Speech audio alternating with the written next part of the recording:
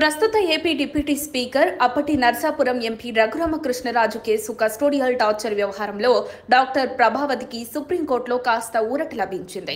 Doctor Prabhavati Guntur ప్రభుత్వాసుపత్రి మాజీ సూపరింటెండెంట్గా Raghuramakrishnaraju custodial torture కేసులో ఆరోపణలు ఎదుర్కొంటున్నారు.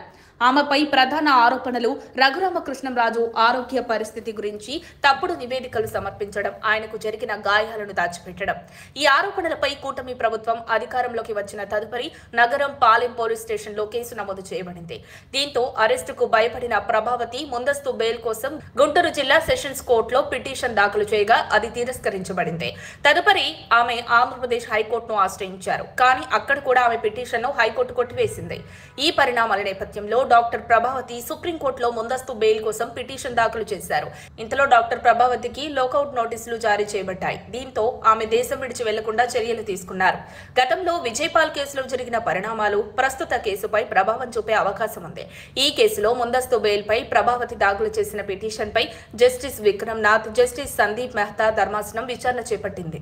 ముందస్తు బెయిల్ పై హైకోర్టు ఉత్తర్వులపై సుప్రీంకోర్టు స్టే ఇచ్చింది. విచారణకు సహకరించాలని డాక్టర్ ప్రభావతికి ఆదేశించింది. డాక్టర్ ప్రభావతి పిటిషన్ పై 2 వారాల్లో కౌంటర్ దాఖలు చేయాలని సుప్రీం ఆదేశిస్తూ తదుపరి విచారణను 4 వారాలకు వాయిదా వేసింది. గతంలో విజయపాల్ కూడా ఇదే విధంగా సుప్రీంకోర్టును ఆశ్రయించగా అతనికి కూడా ఇలాగే ముందు కఠిన చర్యలు తీసుకోవద్దని, తర్వాత ఏసీబీ కౌంటర్ దాఖలు చేయగానే విజయపాల్ పిటిషన్ కొట్టేయడం జరిగింది.